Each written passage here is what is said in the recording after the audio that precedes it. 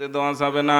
রানী 1111 কলকাতার রিপোর্ট তো ভালো না, অত ভেজাল করতে চাইছে, বিষ ঢুকাইতে চাইছিল আল্লাহর বান্দাদের রসের মধ্যে, অত ভেজাল করতে চাইছিল, অত ভেজাল করতে চাইছিল। ম্যাডাম 1111 নাম্বার রসের মধ্যে ভেজাল পাওয়া গেছে।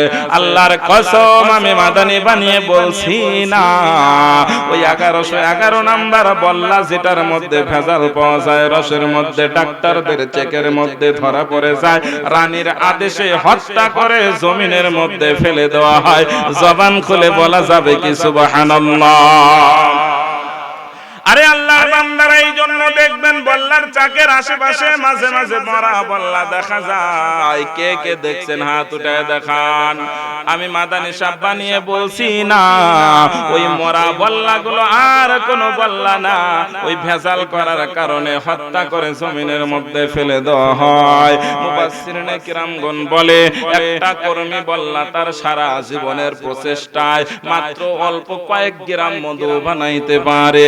বিজ্ঞান সায়েন্স বলে, ইঞ্জিনিয়াররা বলে, ডাক্তাররা বলে, নাসার বিজ্ঞানীরা রিপোর্ট তৈরি করে দেয় 2 থেকে 250 গ্রাম মধু বানানোর জন্য কর্মী বল্লাগুলোকে 2 থেকে 2.5 লক্ষ কিলোমিটার দৌড়